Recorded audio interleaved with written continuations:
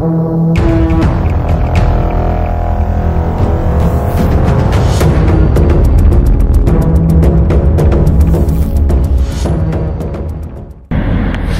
ça c'était l'expérience à la gendarmerie. Ouais.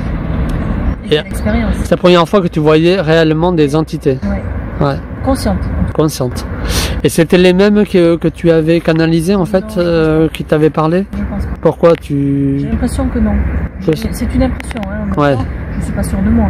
Mais j'ai pas l'impression que c'était les mêmes. Ouais. Après, voilà, ça n'engage que moi, hein, c'est juste mon intuition à moi. Mais non, j'ai pas l'impression que c'était les mêmes. Non, ça c'était une sacrée expérience quand même. Ouais. Hein. Ça reste marqué, ça va te marquer à vie. C'est à vie, ça. C'est à vie parce que j'aimerais savoir la finalité. Je voudrais comprendre pourquoi, comme si c'était des petites pierres sur un chemin. Tout ça pour ça. Alors qu'on me dise que j'ai vécu des mauvaises expériences et si un jour je fais une régression hypnotique, que je revive ça, est-ce que j'ai été inséminée, est-ce que j'ai eu des mauvaises expériences avec eux, est-ce qu'ils m'ont fait des expériences, tout ça pour ça. Je vois pas en quoi, je vois pas pourquoi. Non, pour moi c'est...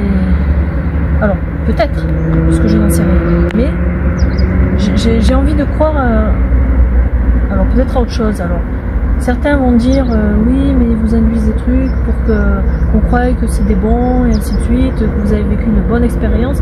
Une fois qu'ils vous auront fait la mauvaise, c'est-à-dire les opérations, ou les inséminations ou des tortures quelconques, je n'en sais rien. Alors, je peux pas me dire, je peux pas me positionner là-dessus.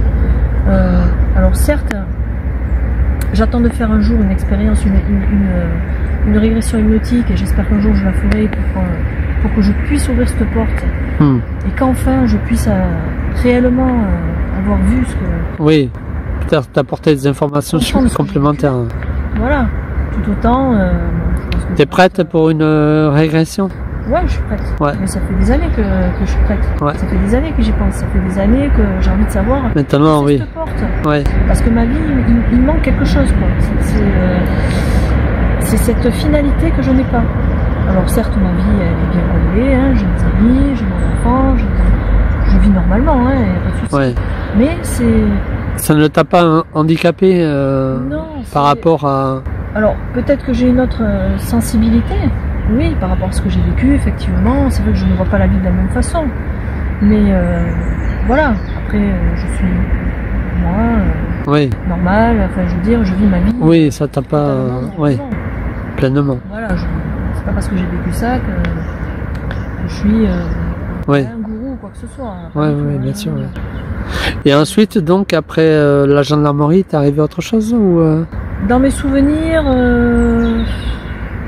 Bon, il y a eu ça. Après, bon, il y a eu encore quelques messages après, donc à l'endroit où qui était prévu. Hein, alors les messages, pour revenir aux fameux messages télépathiques, bon, moi je les ai vus. Hein, t'as 2 dossiers pleins de messages écrits. Qu'est-ce que je veux dire? Les messages ont commencé, c'était en 1984. 84. Et ils sont terminés là maintenant? Ils sont terminés. Bon, de temps en temps, j'en ai un qui arrive, mais ça reste épisodique. Hein. Le dernier, c'est en 2017. C'est de quel ordre ces messages Alors, c'est beaucoup sur ce qui se passe actuellement dans le monde, mais c'est des messages plutôt philosophiques. Hein. C'est pas de donneurs de leçons. Non, c'est plus des mises en garde, de faire attention, d'un constat de l'humanité, d'un constat d'avertissement, oui, d'avertissement. Mais il nous laisse quand même un libre arbitre. Il nous laisse entre nous, quoi, se laisser... J'ai l'impression qu'il quand même nous surveille de loin. Parce que cette planète, quand même, ils y tiennent, hein, je pense, par rapport à la biodiversité et tout ce qu'il peut y avoir sur cette planète qui n'ont peut-être pas eux. Tu penses qu'ils tiennent à l'humain aussi? L'humain, je sais pas. Je sais pas.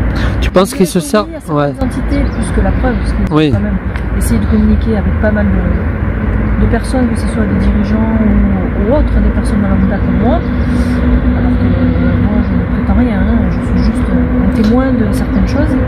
Mais j'ai l'impression qu'ils veulent que ce soit l'humain qui prenne ses responsabilités. De lui-même. Nous, à faire passer ça aux nouvelles générations. Et voilà, c'est juste un constat. C'est un constat. Ils n'auront pas le droit d'ingérence. Ils ne veulent pas. Oui, mais quand tu dis droit d'ingérence, néanmoins, entre parenthèses, ils t'ont kidnappé. Certains te kidnappent ou t'ont kidnappé. Et certainement, s'ils t'ont pris, c'est pour faire quelque chose. Hein. Enfin, en sortant des principes. Ça reste dans je reste dans ce doute-là. Oui, effectivement. Après, on est. Oui, c'est un raisonnement bien. C'est un raisonnement bien humain aussi. Hein. Ouais, c'est bien humain. Hein. Le mal, le bien, voilà, on a besoin. Hein. Ouais. Je sais que ça. Je pense que c'est au-delà aussi. Après, il y a des choses que je ne connais pas. Il y a peut-être qu'il y a des choses qui sont là, qui sont réelles et qui sont en ce moment même. On ne sait pas tout, on ne connaît pas tout. Alors quelque part, on est victime de ça. On est témoin, mais en même temps, on est victime et on ne comprend pas. Et les pouvoirs politiques, je pense qu'ils n'en parlent pas assez. Des ufologues, on va dire ça comme ça, ont essayé d'alerter les gens, la population, des gens haut placés quand même, qui avaient accès à des dossiers quand même assez concrets et importants. Ben, ça ne bouge pas plus que ça, quoi. J'ai l'impression que l'humanité en elle-même, bon, voilà, ça les interpelle pas. Alors quand bien même ils verraient un grand ovni passer au-dessus de, qu'est-ce que ça va faire, quoi? Est-ce qu'ils vont pas être paniqués? Alors pourquoi ils ne se montrent pas? Alors peut-être qu'il va y avoir ça, je ne sais pas. Je peux pas dire à la place des gens, je peux pas parler à la place des gens. Moi j'ai vécu cette expérience et à ma petite personne, je veux comprendre ce qui s'est passé. Alors, est-ce que ça sera une mauvaise expérience? Est-ce que ça sera, est-ce que j'ai eu beaucoup de chance quelque part? En tout cas, ouais, toi, la réalité, tu la vois différemment. Ouais, j'ai vécu quelque chose d'extraordinaire. Ça t'a ouvert complètement. Ouais. Est-ce que c'est malheureux? Est-ce que c'est une expérience malheureuse? Je n'en sais rien. Ce que j'en ai vu, jusqu'à cette rencontre rapprochée, on va dire, hein, je ne sais pas. Apparemment, j'ai vécu plusieurs enlèvements, mais tant que j'ai pas été plus loin, je n'ai pas ouvert ces portes. Je ne peux pas dire c'est ça ou c'est ça. Pour moi, ça reste une grande interrogation. Là, ils sont venus me choisir. Moi, déjà, rien que ça, je ne sais pas. Là, maintenant, tu peux en parler. Ouais. Tu sens que tu as l'autorisation. J'ai l'impression que, ouais. Ouais. Alors que jusqu'à présent, tu as essayé déjà de parler de ça. Mais je pouvais pas. Tu pouvais pas, tu étais bloqué. Alors bloqué pour beaucoup de raisons. Ouais. Que la première, déjà, c'est qu'on allait me prendre pour une folle ou quoi que ce soit. Le regard des autres, de se dire, c'est n'importe quoi, ne pas être comprise en tout cas. Oui. Deuxièmement, ce qui me pousse, c'est ce qui est le plus important pour moi, c'est de faire passer un message. Et ce message-là, c'est juste un témoin de quelque chose. Il s'est passé des choses, on m'a fait vivre des choses. Voilà, donc ça existe. Mais quoi? Je ne sais pas. Ouais. Mais j'ai vécu des choses. Alors si ça peut servir à certaines personnes qui n'osent pas parler, qui ont vécu des choses, par rapport à eux-mêmes, par rapport à leur propre intégrité, voilà. Il s'est passé des choses, je ne me prends pas pour je sais pas quoi, je suis juste moi, j'essaie de comprendre, c'est mon petit chemin à moi. Si ça peut aider, tant mieux, mais voilà, il faut que ça se sache. Il y a des choses qui se passent, indépendamment de nous. C'est au-delà de nous. Je pense que nos dirigeants du monde savent beaucoup plus que nous. Et voilà, à un moment donné, il va falloir qu'on arrête de nous prendre pour des neuneux. Tu penses que les militaires ont des informations? Oui. Que ce soit au moins des constats, des faits. Les militaires, mais oui, on en voit petit à petit, il y a des informations qui se font, des choses qui s'ouvrent un peu au monde. Mais c'est pas pour ça que les gens continuent à... Ouais. Beaucoup de gens sont encore sceptiques malgré tout. Donc, et avec le contexte actuel, on va dire, bon, il y a eu le Covid, avant les attentats à Paris, terroristes. Là maintenant, c'est les bruits de bottes en Europe, l'Ukraine, la Russie. On vit des moments quand même compliqués. On est peut-être à une époque charnière, peut-être l'environnement. Déjà arrivé, l'environnement, tout ça. J'espère que la prise de conscience va être vite, immédiate. Là, j'ai l'impression que c'est urgent. C'est pour ça que j'en parle là aujourd'hui. Ouais. Parce que la situation. Tu as décidé d'en parler. Ouais. Devient, il n'y a plus de limites, il n'y a plus rien, il n'y a plus de repères, il n'y a plus. Oui. J'ai l'impression que tout part en vrille. Il peut se passer n'importe quoi, même dans nos vies à nous. On n'est pas à l'abri. Donc, et ça, c'est à notre petite échelle. Alors, imaginez à l'échelle du monde, nos dirigeants, il n'y a plus de repères, il n'y a plus rien. J'ai l'impression que la vie ne tient qu'à un fil. On ne respecte plus rien. Le profit, on a oublié l'essentiel, on a oublié nos vies, on a oublié la nature, on oublie beaucoup de choses, alors que on a besoin de la nature. C'est la nature qui nous a fait naître en fait. Et donc, si on ne comprend pas ça, si on n'éduque pas nos enfants, nos générations futures à agir autrement. Alors, ce n'est pas une notion de morale, hein, parce que je ne suis pas moralisatrice ou quoi que ce soit, mais c'est juste à mon échelle, faire un petit geste, sans être naïf. Expliquer, éduquer les gens, dans le bon sens du terme. Voilà, ça me tient à cœur. C'est une tolérance. Là, je ne comprends pas l'humanité. Cette humanité-là, je ne la comprends pas. Je ne me vois pas dans cette humanité. Et voilà. Tu ne te reconnais pas. Je ne me reconnais pas dans cette humanité, dans ce bien, dans ce mal, dans cette course au pouvoir, à l'argent. Dans ces guerres, dans ces territoires, ça a toujours été, hein, de toute façon, c'est toujours été comme ça. L'homme s'est toujours battu pour une guerre de territoire, d'argent, de richesse, voilà. Mais jusqu'à quand? Jusqu'à quand? Jusqu'à quand? Au détriment de la nature. D'ailleurs, on est dans un cadre magnifique, mais on le voit. Là, je suis sur des cailloux. Il y a 5 ans de ça, on n'aurait pas pu être là. L'eau arrivait jusque là, on aurait été sur les berges. Ouais. On voit cette nature qui dépérit. Alors oui, c'est une évolution normale aussi. La Terre est en train de bouger, on va dire ça comme ça. Elle est en mouvement. Oui, je suis d'accord. Donc effectivement, il y a toujours eu une ère glaciaire, une ère de sécheresse. Ok. Mais là quand même, l'accélération, elle est due quand même à l'humain. Une bonne partie à l'humain. Donc voilà, c'est un constat décevant. Tu m'avais parlé aussi d'autres expériences que tu avais eues, notamment en voyage en Angleterre. Ah oui. Ah oui, c'est vrai. Tu veux bien nous en parler parce que celui-là quand même il est pas mal. Alors j'avais été en Angleterre en 2000, justement, pour aller voir ce fameux crop circle. En 2000. En 2000. L'année 2000. Au passage de l'an 2000. Ah ouais, voilà. C'était en juillet. Voilà, en sachant que c'était justement en juin-juillet où le blé est haut. On se passe donc tous ces phénomènes, donc c'est dans la région de Highbury, Glastonbury, dans le sud-ouest de l'Angleterre. Dans les crop circles qui sont le plus répertoriés, c'est vers cette région-là où il y a Stonehenge, donc c'est des lieux quand même assez forts. Donc nous arrivons dans cette chambre d'hôte et en face de cette chambre d'hôte il y a le tumulus. Donc c'est un tumulus en sachant que ce sont des hommes qui ont créé ce tumulus. Et juste derrière, la patronne de cette chambre d'hôte nous explique qu'il y a eu un crop circle qui avait été fait 3 jours avant. Nous décidons donc, on pose nos valises, de partir voir ce crop circle. Effectivement, bon, il était un peu vieux, on va dire, puisqu'il datait de 3-4 jours, donc les gens étaient passés par là. Ah oui, d'accord. Ouais. Et puis en fait, on s'en va dans la région de Highbury, donc dans ce village, où on nous explique qu'il y a un bar qui s'appelle le Bar Gin, où est répertorié tous les crop circles des années 80 jusqu'à nos jours. Donc pour nous, super intéressant, on y va. Effectivement, c'est un bar atypique avec en haut un dessin d'un crop circle. Et effectivement, sur un mur, il y a une carte de la région avec des épingles un peu partout de chaque couleur où est indiqué le nouveau crop circle, l'ancien et ainsi de suite de l'année en cours. Et juste à côté, sur la gauche, il y a toute la série de dessins des suites de toutes les années de crop circle. Donc déjà, on a trouvé ça fantastique. Et le gars nous dit en anglais que vous allez voir demain, il va y en avoir d'autres. Là, vous avez ceux qui sont les plus anciens, donc qui datent de 2 jours. Et cette année, c'est la série des rosaces. D'accord. Parfait. On lui dit où c'est qu'il est. Eh bien, pas plus loin. Vous allez de l'autre côté, là-bas. Vous avez les mégalithes. Vous allez voir derrière. Vous allez voir un grand champ. Et vous allez tomber sur le crop circle. Vous ne pouvez pas vous tromper. Il y a des familles entières qui vont les voir.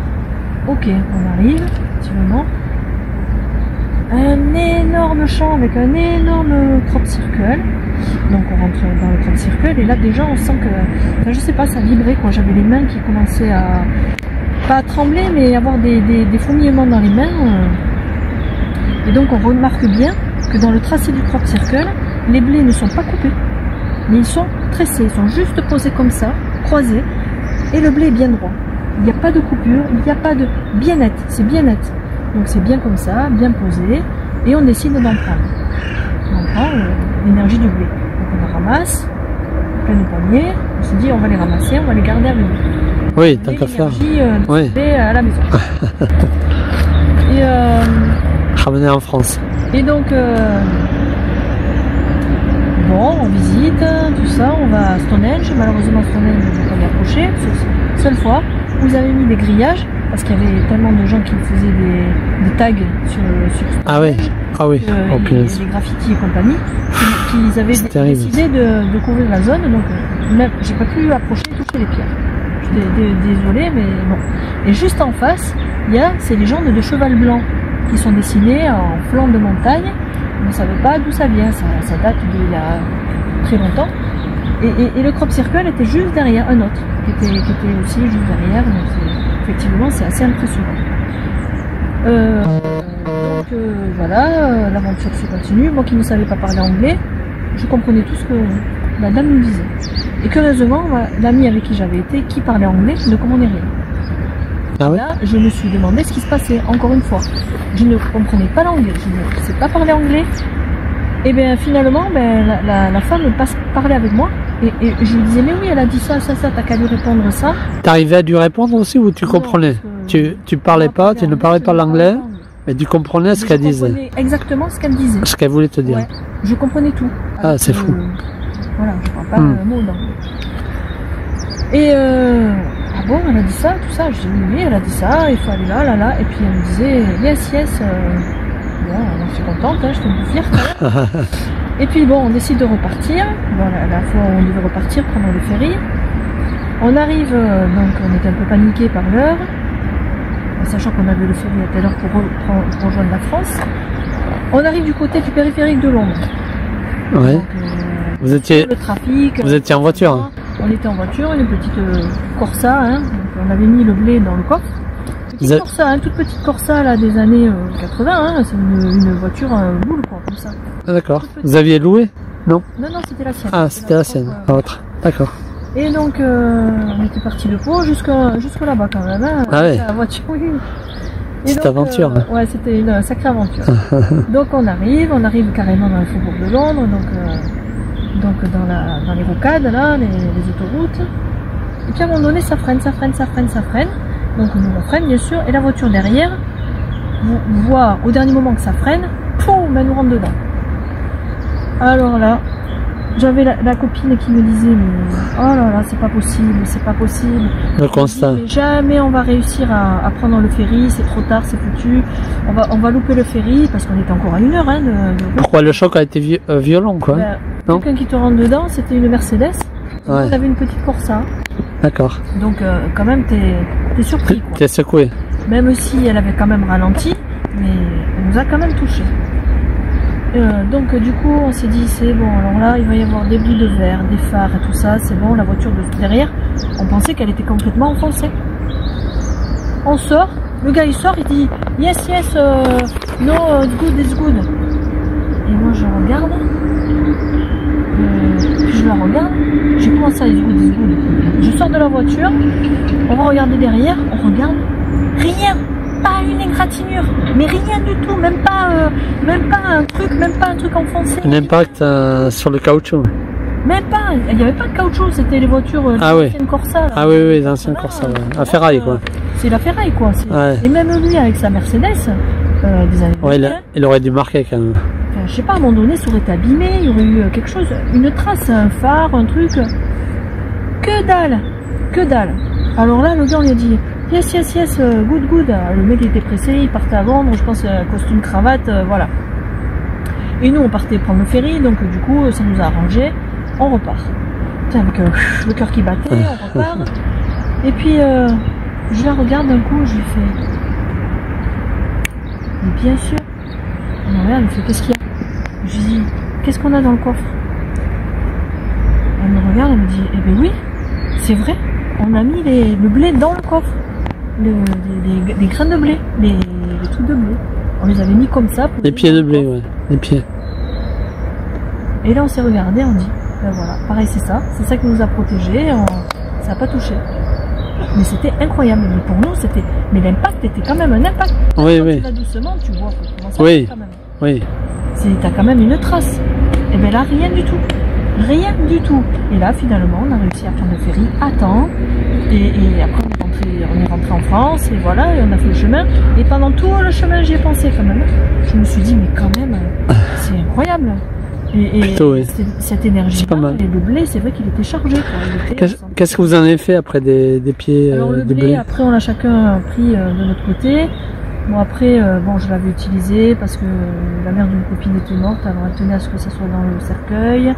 D'accord. Voilà, c'est des choses un peu personnelles. Oui, bien sûr. Et, mon amie aussi, je sais plus ce qu'elle en a fait. Le blé, elle l'avait gardé pendant un moment, mais tout ce qu'il y avait autour fanait.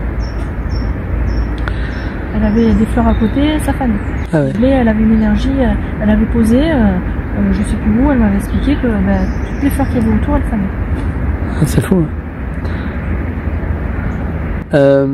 Tu avais une autre anecdote aussi, dont tu m'avais raconté, c'était une rencontre à la piscine, la piscine à Pau. C'est vrai. Parce que là, l'histoire du blé, tu avais quel âge? Vous aviez quel âge là? J'avais 30 ans. 30 ans. Attends, en 2000, donc j'avais... oui, les années 2000, oui. 30 ouais. Ok. Voilà. La piscine, l'histoire de la piscine, c'était avant? Avant? Ah non, c'était après. C'était après. Mon fils, mon fils était petit. Donc ton fils, tu l'as eu à quel âge, ton fils? En 2006. Donc 2006. En 2008. Tu avais? Et j'avais 39 ans. 39 ans. Ouais. Okay. Et donc, c'était peu de temps après, hein, donc ça devait être, Baptiste devait avoir 1 an et demi. Ouais, 2 ans. Ouais. 2 ans. En 2008. Et on avait la piscine qui n'était pas très loin, donc... piscine à Pau, une piscine couverte? Oui. Couverte. Et donc, la piscine des ménageurs, ça ne faut pas toucher. Oui, pour pas toucher. Il se prend de l'eau, qui s'amuse un peu, là. Oui. Pour lui, quoi. Tu allais pour lui. Ouais. Surtout donc, pour lui. J'allais pour lui. Donc, ouais. on nageait avec lui, j'étais à côté de lui, on n'a pas toujours. Oui, bien sûr. À pied. Ouais. Et ce jour-là, il y avait cette piscine, là, pas toujours, et puis plus on allait, plus les gens pouvaient un peu nager. Il y avait jusqu'à 1m20, 1m30 d'eau. Et après, de l'autre côté, il y avait l'autre piscine où les gens faisaient nager adultes. D'accord. Faire des longueurs et compagnie. Oui, bien sûr. Et ce jour-là, il y avait le moniteur, là, il y avait plusieurs moniteurs là, qui étaient là au bord. Il y en avait un qui était très excité. Alors, il était tout le temps après moi. Ouais, là, la dame, là, nanana, avec votre fils. Ouais, madame, nanana. Et alors, même avec d'autres mamans, on se regardait, on disait, mais qu'est-ce qu'il a, lui, il est très excité, Et puis, j'étais contre le rebord, comme ça, mon fils, je le soulignais. Et d'un coup, je vois arriver une personne qui arrive comme ça, le long, qui se met à côté de moi. Alors, pour la décrire, elle était longiligne. Elle avait un teint blanc roux, hein, on peut dire, blanche. Peau blanche. Des cheveux blonds très longs, comme ça, mais des queues de rat, puisqu'elle était mouillée, il avait les cheveux mouillés. Un homme ou une... Un homme. Et il avait des lunettes de plongée, hein. Ok. Et je le voyais, il était là. Il était assis. Il était comme moi, comme on était contre le rebord de la piscine et on était dans l'eau, quoi. Et il gardait ses lunettes, lui. Et il gardait ses lunettes. Ok. Et il me regardait. Et puis alors, je le vois, vous voyez que l'autre, il était toujours en train de s'exciter, là. Et je le vois, il fait ça, il le regarde. Et puis, il fait ça, il plonge, et il s'en va de l'autre côté. Je me regardais le faire, et hop, il revenait comme ça. Et hop, il se mettait à côté de moi. Sous l'eau. Sous l'eau. Ok. Et je le regardais. Je disais, mais dans ma tête, il n'a rien à faire là, lui. Lui, c'est nager, il va qu'à aller dans la piscine normale à côté. Oui. Là, il était dans le... à côté de moi, dans la piscine bébé nageur. Quoi. Bébé nageur, ouais. Oui, il plonge. À 1m20 d'eau, où il pouvait circuler. Oui, là. Bien sûr. Mais on sentait qu'il était là. J'avais cette impression de me dire, je suis là, je veille sur toi, je sais que tu es là, t'inquiète pas, et je vais le calmer. On est là. Et puis à un moment donné, il met sa main comme ça, il met sa main. Je vois sa main. On aurait dit que, tu sais, les mains des brûlés là, les gens qui sont brûlés là. Oui. Mais il avait une peau qui était plus que comme ça là. C'était plus là, c'était comme si elle était palmée, presque. Ok. Il a vu que j'ai vu, il a fait ça, et après, hop, il est parti, il m'a regardé. Mais tout son corps, parce que tu as vu son corps. Ouais. Ses bras, avant-bras. Longiligne, mec. Il était. Mais d'apparence humaine. Oui. C'est pas ça qui m'a choqué. C'est ses mains qui m'ont surprise. Je me suis dit, oh putain, le corps, il a été brûlé. Tu vois, je voyais quand même que c'était quand même plus que nous, quoi. Palmé, presque palmé. Les deux mains? C'est comme l'homme de l'Atlantique. Ouais, les deux mains, tu penses? Je n'ai vu qu'une main. Ouais. J'ai pas vu l'autre. Okay. Ça m'a tellement surprise que, après, moi, je m'occupais de mon fils, je surveillais plus mon fils que lui, mais j'étais interpellée quand même. Ça m'a interpellée. Alors, je ne peux pas dire, je peux pas dire oui, c'est ça ou c'est ça. Ouais. Et après, il est parti dans l'autre bain, et le moniteur là, qui était excité, d'un coup il s'est levé et il est parti. Et il y avait toutes les mamans qui disaient, ah enfin ça y est, il est parti lui, ouh là là, ça y est, enfin on va être un peu au calme. Et d'un coup il est parti. Et même les deux autres moniteurs, ils ont dit, ouh là, il se sent pas bien ou quoi, mais il était trop excité, je sais pas quoi. Et moi j'ai discuté avec les mamans, et j'ai dit, ah oui, parce que là franchement c'est un peu désagréable. Hein. Mais en même temps, et après, quand j'ai vu l'autre monter, donc, comme ça, d'un coup, là, d'une facilité déconcertante, hop, il a fait ça, il est monté, il est allé dans l'autre bassin, et il faisait des longueurs, mais très vite, quoi. Sous l'eau. Sous l'eau. Tout le temps sous l'eau. Il était sous l'eau, hop, il remontait, il repartait sous l'eau, hop, il fait un, hop, il remontait. Bon. Alors après, mon fils, maman, on y va. Quel âge tu lui donnais quel âge à cet homme? Jeune. Un jeune? Ouais, un jeune, 30 ans. 30 ans, ouais. Ouais, je lui donnais 30 ans. Et quand même, ça m'a marqué. Je me suis dit, il était là, il était toujours à côté de moi, mais sans me regarder. Mais je sentais une énergie, un lien, quoi. Comme si on me disait, on est là. On est là. Il s'asseyait à côté de toi? Oui, enfin, il était à côté de moi, sur le rebord de la piscine. Bizarre. Les pieds dans l'eau. Oui, bien sûr. Moi, je surveille mon fils, on est dans l'eau, on a juste la tête qui sort contre le rebord. Et lui pareil, avec ses lunettes. Et puis quand il m'a regardé, je sais pas, c'est une impression bizarre. J'ai eu une impression bizarre, pas une impression humaine. Je sais, là je pourrais pas te dire. Là je pourrais pas te dire, c'est ça ou c'est ça. J'ai eu juste cette impression. Et après, donc nous on décide de partir. Et lui, je le vois se lever en même temps. Il sort de la piscine et lui aussi va se changer. Okay. Donc nous on se change et tout. Bon. Et au moment de partir, on arrive devant l'entrée et je le vois. Mais comme un robot. Tu vois, comme si hop, il partait tout droit là, comme ça, il part. Et devant toi. Devant toi, il est pas. Devant, mais il passe derrière. Oh, je me suis dit, il doit être garé derrière, alors que derrière, il n'y avait pas encore, parce que là ils ont fait un bridge, ils ont fait des bâtiments derrière avec un parking. D'accord. À l'époque, il y avait juste le petit parking des voitures, quoi. Il y avait des voitures devant, et juste derrière, où il y avait quelques voitures qui pouvaient se mettre. C'était tout comme ça. Et tout le reste, c'était terrain vague et fermé. D'accord, donc tu t'es dit, il a sa voiture. Il a sa voiture, il va sortir. Voilà. Mais j'ai vu personne. J'ai vu partir, j'ai vu personne. Je me dis, mais c'est pas possible, il n'a pas pu enjamber, parce qu'après c'était le bois avec des broussailles, tu vois, c'était des ronces, derrière c'est le bois. Hein, oui, il n'y avait aucun... Alors je me suis dit, soit il a escaladé, il est parti par là, ou il devait y avoir un chemin, mais d'aussi connu que ça, non, je pense pas. Oui, étrange quand même. Ouais, et quand je revenais avec mon fils à pied, parce qu'on habitait à côté, j'avais cette drôle d'impression. Je rentrais, mais en même temps j'y pensais. J'étais là, mais je me retournais plusieurs fois, pour voir s'il ne me suivait pas. Enfin, c'était trop bizarre, quoi. Je sentais une énergie autre. Une rencontre. Ouais, une rencontre. Mais je sais, là, tu vois, je ne peux pas l'expliquer. Pour moi, c'est quand même extraordinaire, avec le recul, mais je ne peux pas l'expliquer. Il a toujours gardé ses lunettes. Ouais. Tout le temps. Ouais. Et après, il avait d'autres lunettes, lunettes au soleil. Qu'il a mis en sortant, il avait ses lunettes. Ses cheveux là, tout longiligne et tout. Grand? Pas de forme. Hein. Grand? Ouais, grand. Je dirais 1m90. Ok. Tu vois? Tu ne l'as vu qu'une fois, la piscine? Ouais, je l'ai vu qu'une fois. Qu'une fois? Ouais. Ok. Voilà. Est-ce que c'est normal? Est-ce que c'est pas normal? Que... Ouais. Je reste dans ce questionnement. Voilà. Et par rapport à tes expériences, tu m'avais parlé aussi des problèmes électromagnétiques qu'il pouvait avoir. Je me suis, quand j'ai beaucoup de Électricité statique.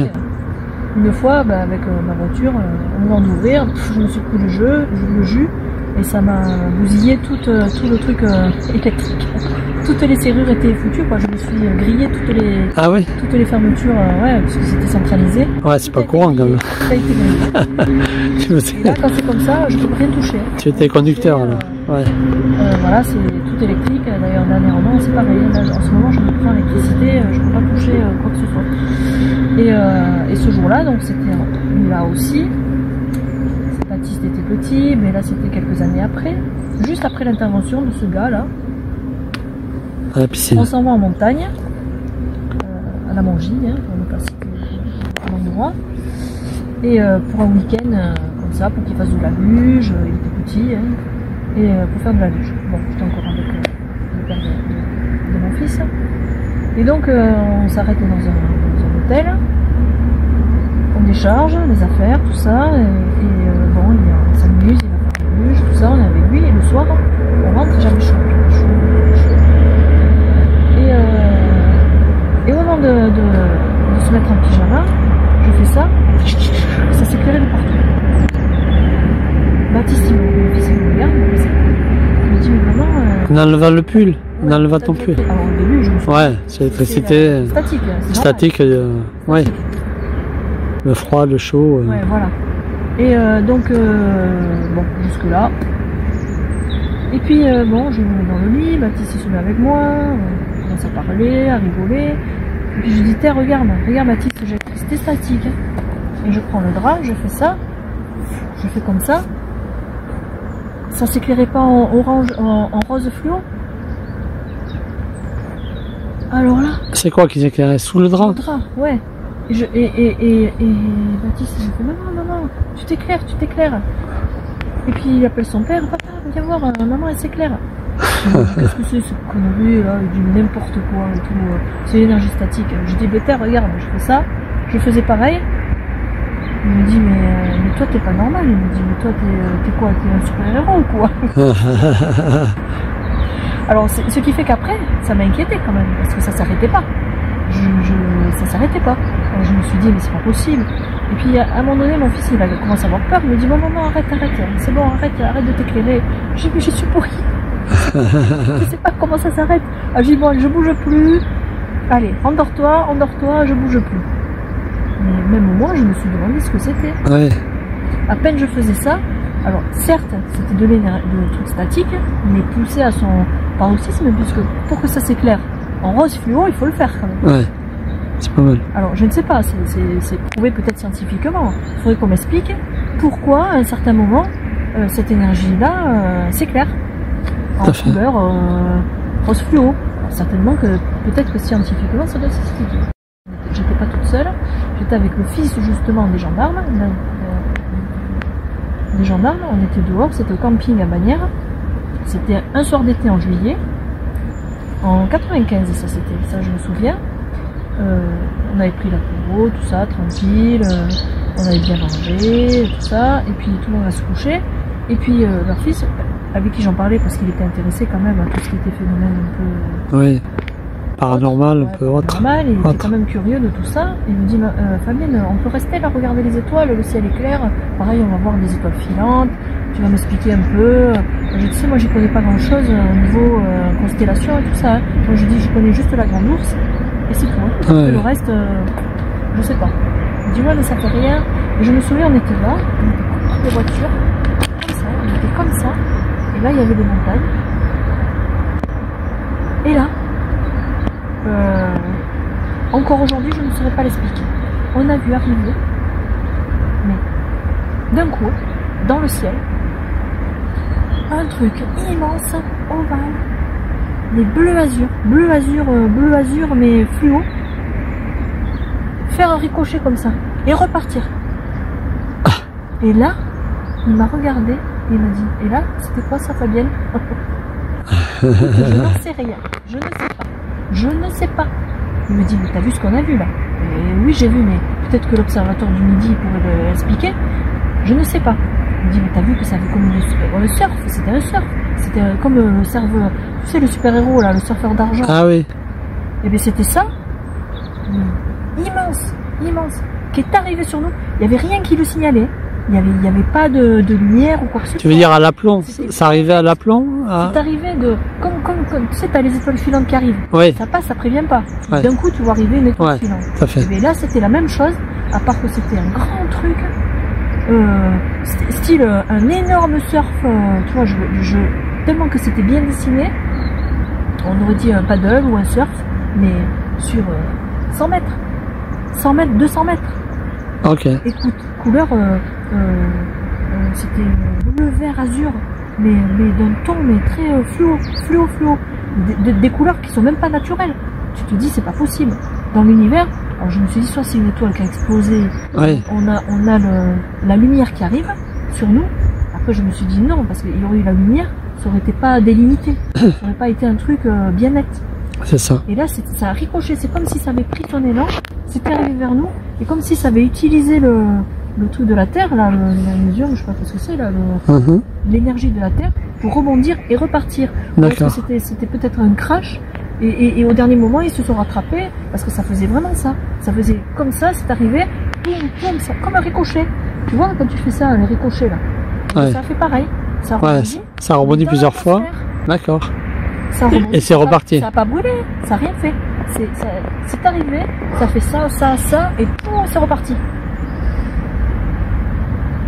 Mais c'est à vie, ça aussi. On ne sait pas l'expliquer. Tu m'étonnes. On ne sait pas te l'expliquer. Alors, est-ce que c'est un phénomène naturel? Est-ce que c'est...